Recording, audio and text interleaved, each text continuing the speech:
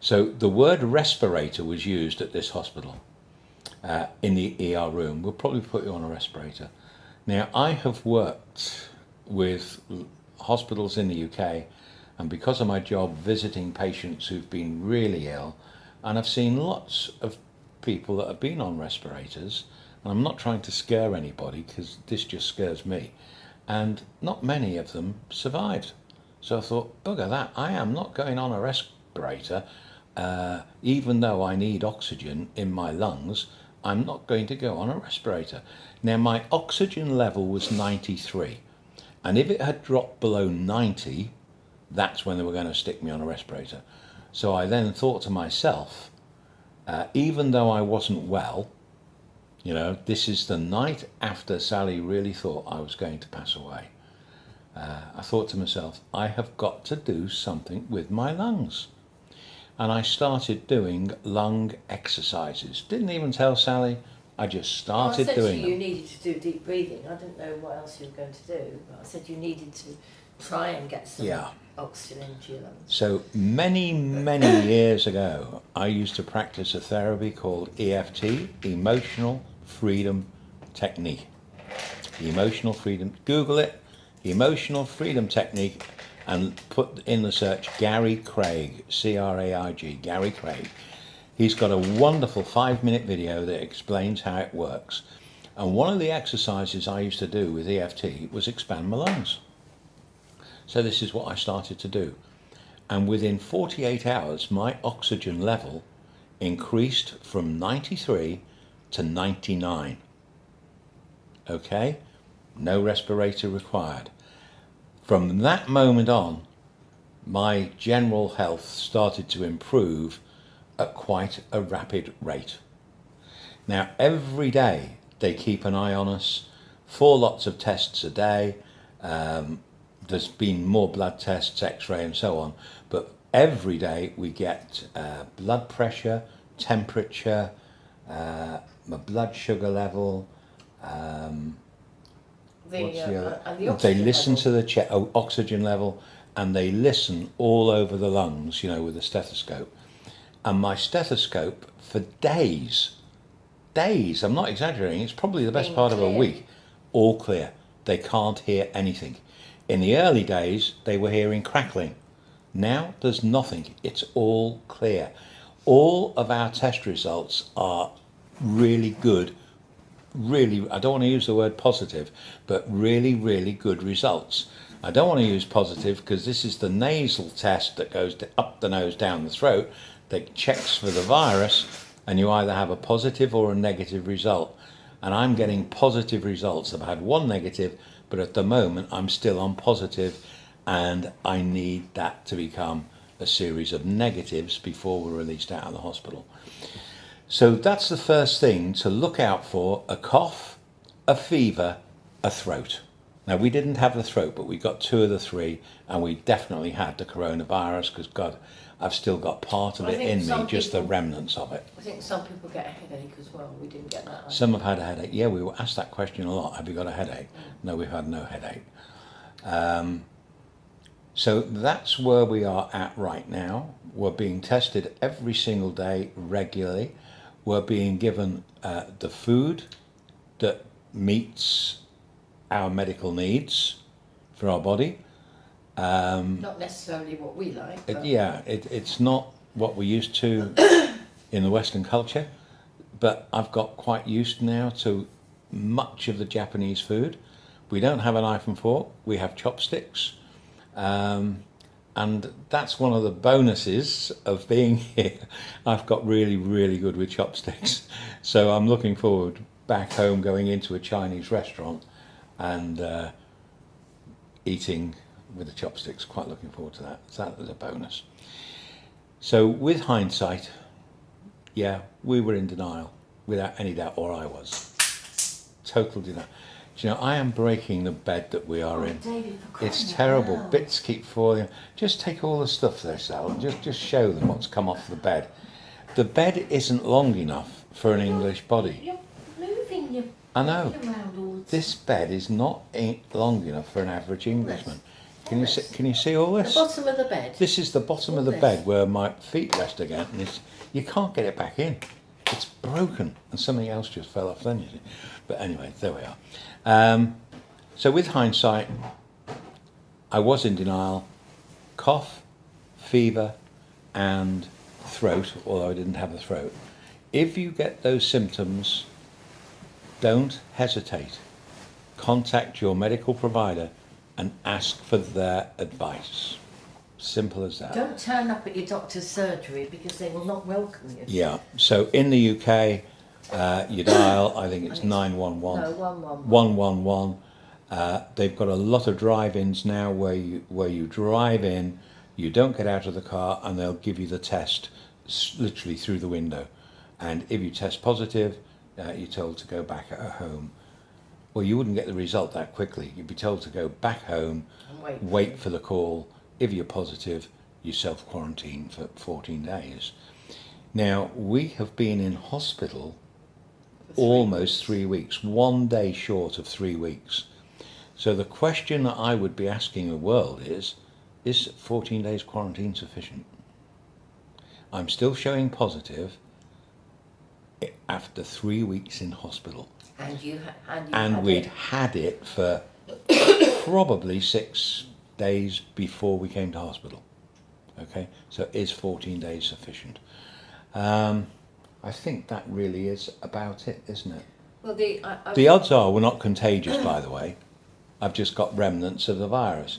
So you'd probably be very safe to mix with people, but I'd never do that. I want to be totally clear 100% before I mix with anybody. Yeah.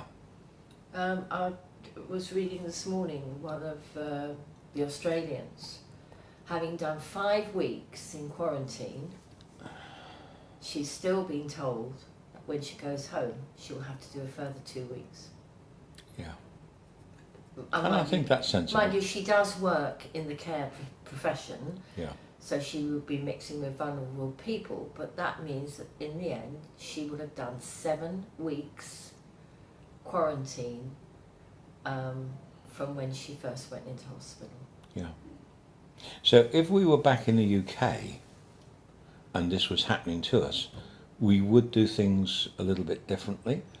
At home we have an inhaler for when we get a cold, and it's just a plastic jug, and the lid is it goes over your nose and mouth, and into that we pour boiling water, so we've got steam, and we put a couple of drops of, what's it called? Obicil, I think it's called. Well, I can't remember the name, but it doesn't matter. But we put a couple of drops, it's like camphor. You know, in the olden days, my grandmother used to have a big bowl of steaming water. She'd put camphor into the water, it floated, and a towel over your head, and you would just take it into your lungs.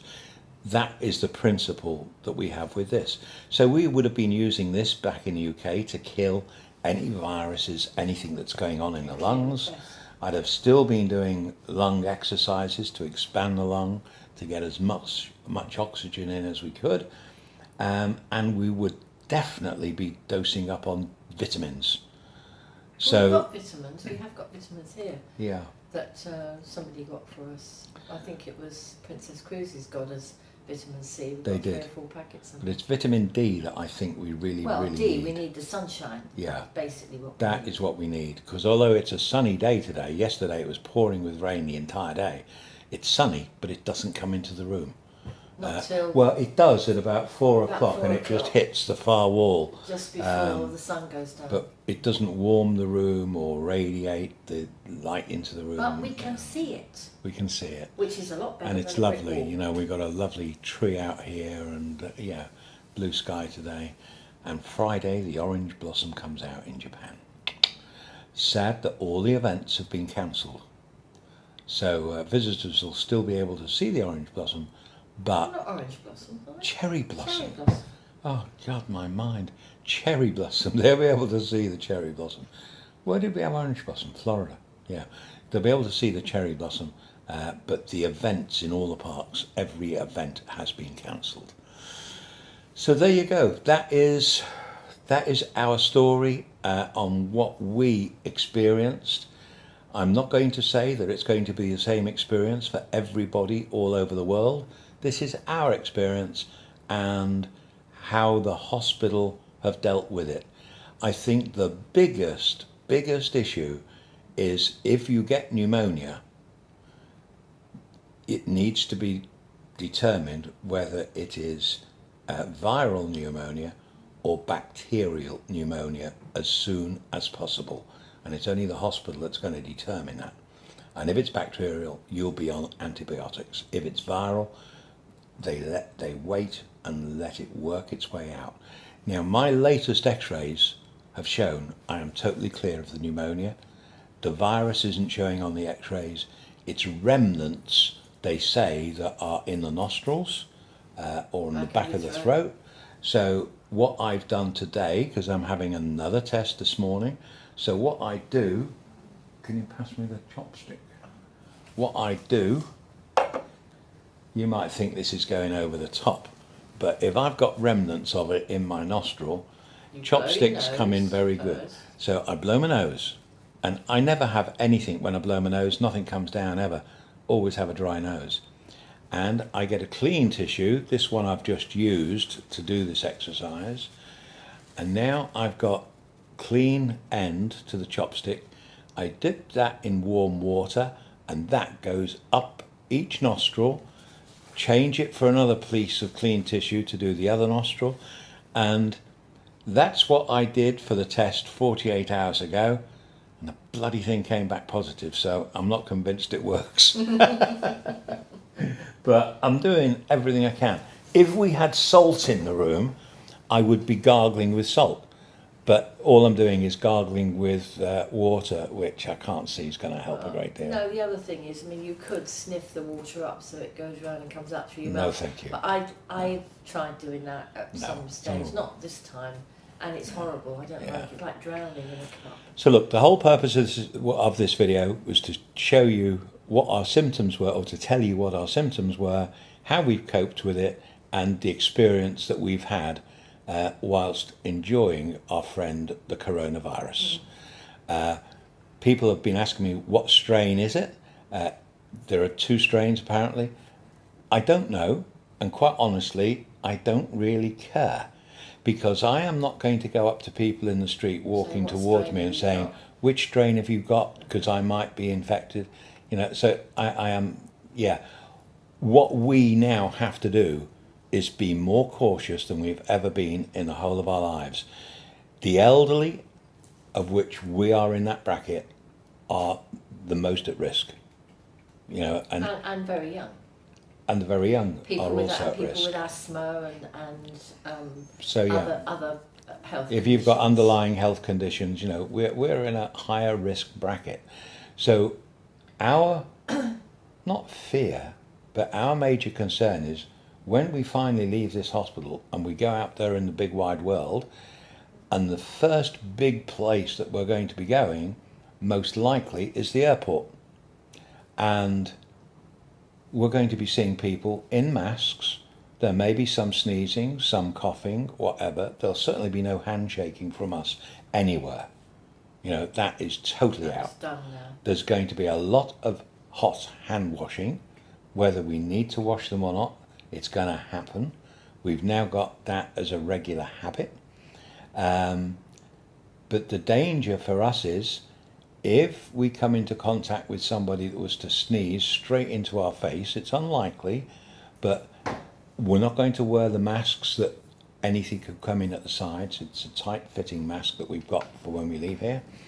But if somebody did manage to cough or sneeze straight into our face, that's the big danger.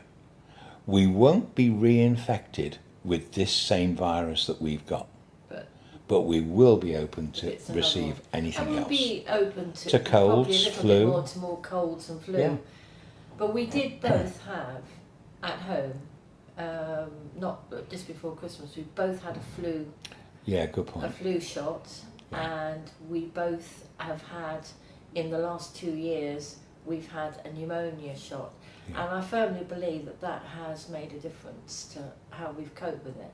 Yeah. Yes, David was very poorly, but it did only last a couple of days. Yeah.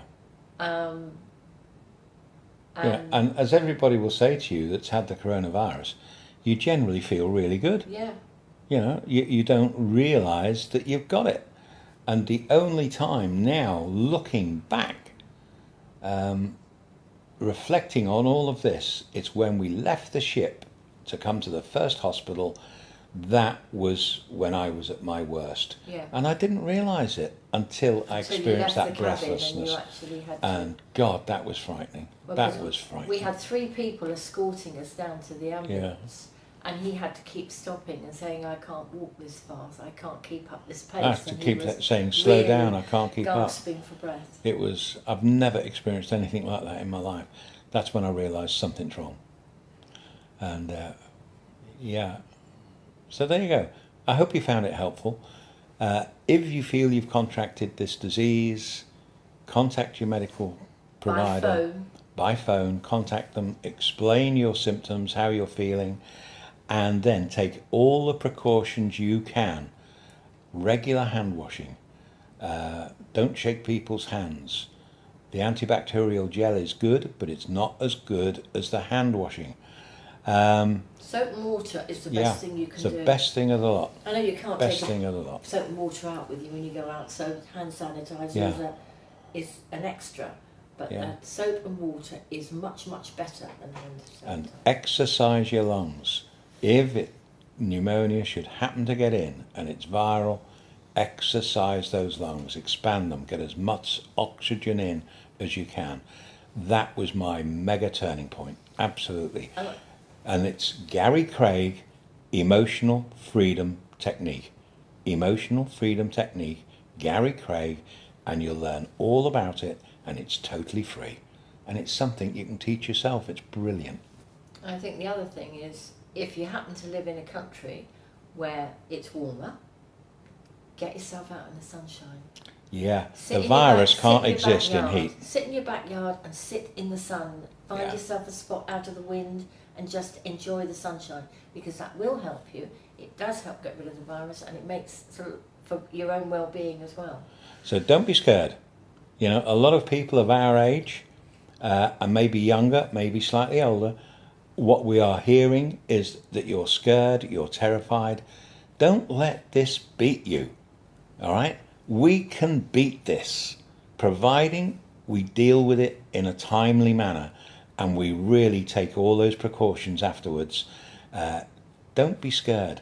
Life must go on. Life is for living, it's not for dying.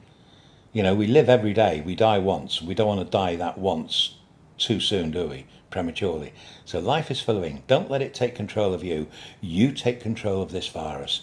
You take control of your body. And Gary Craig, Emotional Freedom Technique, will help you to do exactly that.